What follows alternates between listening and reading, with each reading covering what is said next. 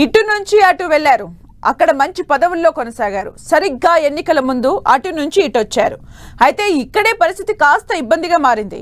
మంత్రులుగా, ఎమ్మెల్యేలుగా ఉమ్మడి ఆదిలాబాద్ జిల్లా రాజకీయాలను శాసించిన నేతల రాజకీయ భవిష్యత్ ఇప్పుడు అయోమయంలో పడినట్లు కనిపిస్తోంది.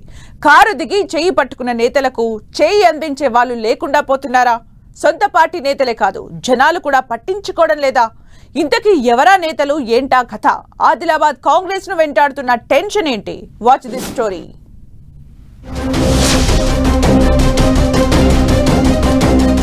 బీఆర్ఎస్ లో 10 ఏళ్ల పాటు అధికారం అనుభవించిన ఆ నేతలు ఉమ్మడి ఆదిలాబాద్ జిల్లాలో ఏకఛత్రాధిపత్యం కొనసాగించారు. అయితే 2023 ఎన్నికల ముందు కారు పార్టీని వీడి అధికార కాంగ్రెస్ లో చేరారు.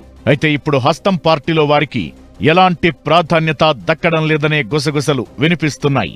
ఉమ్మడి ఆదిలాబాద్ జిల్లా నుంచి 2 దఫాలుగా మంత్రిగా పనిచేసిన ఇంద్రకరణ్ రెడ్డితో పాటు ముథోల్, ఖానాపూర్, బోధ్, సిర్పూర్ ఎమ్మెల్యేలుగా పనిచేసిన విఠల్ రెడ్డి, రేఖా నాయక్, రాథోడ్ బాపురావు, కోనేరు కోనప్పతో పాటు మాజీ కేంద్ర మంత్రి వేణుగోపాలాచారి కాంగ్రెస్ గూటికి చేరిపోయారు. రేఖా నాయక్ అసెంబ్లీ ఎన్నికల టైంలోనే జంప్ చేయగా మిగిలిన నేతలు పార్లమెంట్ ఎన్నికల సమయంలో కారును వదిలి కాంగ్రెస్ లో చేరారు.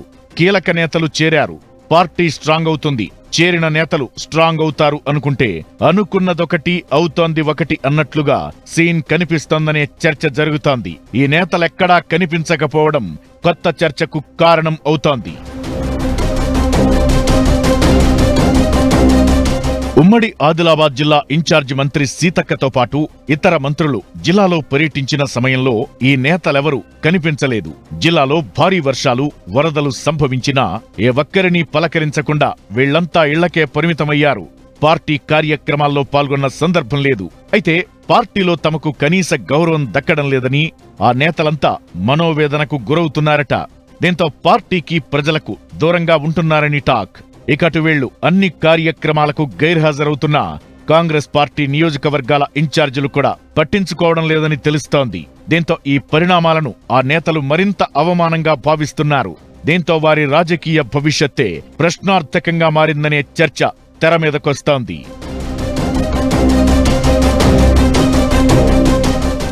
మాజీ మంత్రి ఇంద్రకరణ్ తో పాటు విఠల్ రెడ్డి, రేఖా నాయక్, కోనేరు కోనప్ప, రాథోడ్ బాపురావుతో పాటు మాజీ కేంద్ర మంత్రి వేణుగోపాలాచారి అంతా ఓ గ్రూప్ గా ఏర్పడి తెగ ఫీలవుతున్నారని టాక్. అనవసరంగా బీఆర్ఎస్ ను వీడామని సన్నిహితుల దగ్గర ఆవేదన వ్యక్తం చేస్తున్నారనే గుసగుసలు వినిపిస్తున్నాయి. మహేష్ కుమార్ గౌడ్ పీసీసీ అధ్యక్షుడిగా బాధ్యతలు తీసుకున్న తరువాత ఈ నేతలంతా ఒక గ్రూప్ గా శుభాకాంక్షలు చెబితే ఆదిలాబాద్ కు చెందిన పాత కాంగ్రెస్ నేతలంతా మరొక గ్రూప్ గా విషెస్ చెప్పారట. ఇలా ఆదిలాబాద్ లో పాత, కొత్త నేతల మధ్య విభేదాలు స్పష్టంగా కనిపిస్తున్నాయి.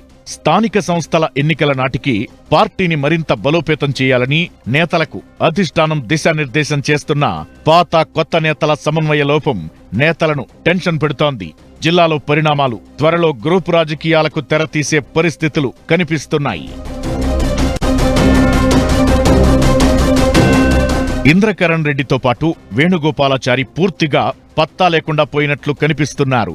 అప్పుడప్పుడు పరామర్శలకు తప్పిస్తే ఇంద్రకరణ్ పూర్తిగా హైదరాబాద్ కే పరిమితమైనట్టు తెలుస్తోంది. వేణుగోపాలాచారి కూడా అప్పుడప్పుడు ముద్దోల్లో కనిపించినా కాంగ్రెస్ లో చేరాక మాత్రం అటువైపు కూడా చూడడం లేదనే గుసగుసలు వినిపిస్తున్నాయి.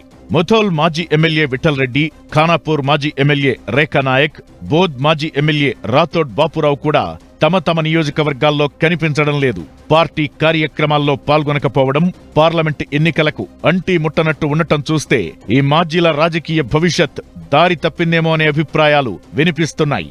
సిర్పూర్ ఎమ్మెల్యే కోనేరు కోనప్ప కూడా కాంగ్రెస్ కార్యక్రమాలకు పెద్దగా అటెండ్ కావడం లేదు. నియోజకవర్గంలో గ్రూపు రాజకీయాలు, పార్టీలో ఆధిపత్య పోరు భరించలేక ఆయన న్యూట్రల్ గా ఉండాలని నిర్ణయించుకున్నట్టు తెలుస్తోంది.